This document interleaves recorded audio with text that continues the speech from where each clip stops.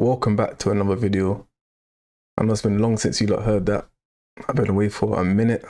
I ain't posted since, let's see, my last video is 24th of August. But yeah, I'm back and no more breaks now. Mr. Consistent is back. So yeah, as you can see by the title, I want to talk about 3 tips that help you pass your funded challenges. And before I get into the video, if I'm looking down, it's because I wrote some notes on my phone and that. But before I get into the video, I want to say a number one reason why a lot of people don't pass challenges is because you're just taking it too premature. You don't have a proven strategy and you're just taking challenges thinking you're going to win like by luck, and you're not going to win. That's never going to happen. I mean, some people do pass. They might pass phase 1, pass phase 2, but then people that take it luckily, that don't have a proven strategy, by the time they get the challenge and they get their account, they're not going to make no profit. Do you know what I mean? That's how you see the stats are. A lot of people get the account, but not a lot of people get profits from having the account and having the challenges, passing challenges, because then people don't have a proven strategy. And then what happens? Start taking losses, and then they doubt their strategy because it's not proven already. They don't have the stats to back it up, and then yeah, just collapse from there. Watching this video, I'm going to show you 3 tips on how to pass your challenges. So yeah, let's start with number 1. Number 1 is patience. As you lot know, if you lot do FTMO or other funded challenges in other companies, FTMO is now unlimited. So it used to be 30 days for the passing phase 1, 60 days for phase 2, but now it's unlimited. So you can be patient as you like. You don't have to rush and have this like kind of anxiety and I've got this so much days to pass the challenge. No, now you can take your time. Take your time. You don't have to watch the days, watch the calendars. Trade, do 1% if you want. That's not what I use, 1% or even 0.5%.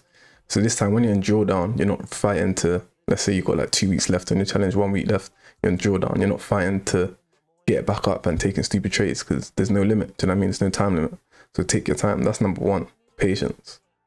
Number 2 is risk. Like I said, when I was talking about patience, people risking less. Me, personally, when I'm doing challenges, I risk 1.5%. I used to risk 2%, but now I risk 1.5%. And hear me out on this. So when I used to risk 2%, that means the challenge, which is FTMO, is like 10%. Some people got 8%, some companies, but I mostly trust FTMO, and that's what I do it with. So you got a 10% target to hit here. Risking 2%, all you got to make is 5R for the first part. For the second part, which is 5%, you just got to make 2.5R. And that's so much easier than having like the bigger goal of hitting 10R. Because I know with my strategy, I usually get between 8 to 15R by the end of the month. So some people that have higher targets on their trades, like 3Rs, 4Rs, 5R, all the time, consistently. So they would be making higher R at the end of the month. But me, I don't be making like that much higher R. My R is like 8 to 15. Within that range at the end of the month. So I know if I'm risking 1.5%, I'm going to hit it. Because like I said, with 2%, you're only aiming for 5R and then you get 10%. With 1.5%, you're only aiming for, 6.67R, and that's hitting 10%. Do you know what I mean? With the second stage, all you need is 3.3R, and then you're passing the second stage because 5%, and then you're good. Right, I should mention, when I was risking 2%, I had a strategy in place that when the trade went 50% against me, I'll cut it. So essentially, I'm only risking 1%, and then on my winners, I'm winning more. Do you know what I mean? So that's what worked for me. But at the time, then I started developing. I've seen from my stats that a lot of trades that I'm coming out at 50% loss to my stop loss. They actually didn't stop me out to hit my full stop, and it would hit my target. So what I started doing, is because I wasn't comfortable taking a full 2% loss, I scaled back the risk to 1.5%, and I let the trades breathe. So not cutting them to 50% and letting them hit my targets. Because I was more comfortable risking 1.5%. And that's what it's about. You got to find your kind of little niche with it, find what works for you, and do it like that. So that's why when I pass my challenges, I always risk 1.5%. Once I get the account, then I just start risking normal 1%. But yeah, that's my style on what works for me. What works for you might be different. You just gotta find out what that is. From the messages I've been getting, I know a lot of viewers are still struggling with their trading. If you want to talk to me about trading, become a profitable trader, learn how to pass funded challenges and get payouts, click the link in the bio to join the Discord community.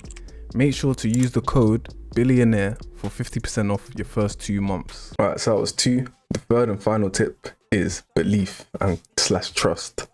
So it might sound crazy, but it's true. Like every challenge and verification that I passed, I knew I was gonna pass it before I even passed it. Before I even started it, before I even bought the challenge, I knew I was gonna pass it.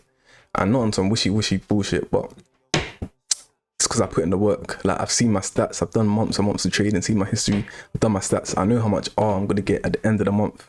So I know that, like I said, between 8 and 15 R. So I know that even when I take losses, my first trade might be a loss. My first 2-3 trades might be a loss. But I know by the end of that month, I'm gonna be up. So I don't worry about it. And I just continue risking my 1.5%. And then by the end of the month, I get the challenge. So that's it.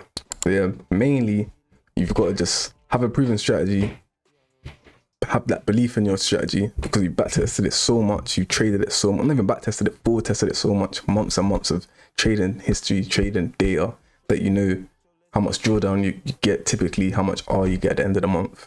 And you just believe in the system so much that when you get drawdowns, you don't care. You just stick to it. You don't be like the 90% of traders when they have drawdown, they switch their strategy. No, you're not like that.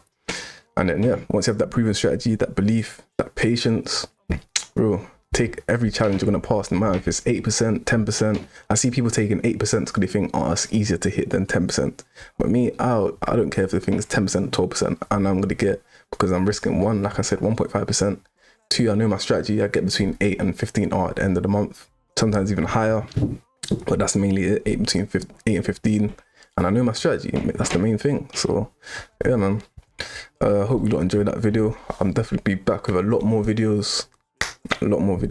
And yeah, if you wanna talk to me, join my Discord and we can have chats, one-to-ones, and help everyone pass the challenges, man. Let's get some money, because when you pass that challenge and you get the bread, I'm telling you, one payout, that shit can change your life. Well, not one payout, but consistent payouts.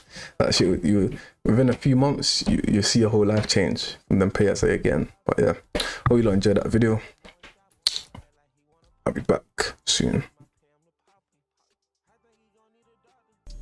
From the messages I've been getting, I know a lot of viewers are still struggling with their trading. If you want to talk to me about trading, become a profitable trader, learn how to pass funded challenges and get payouts, click the link in the bio to join the Discord community. Make sure to use the code billionaire for 50% off your first 2 months.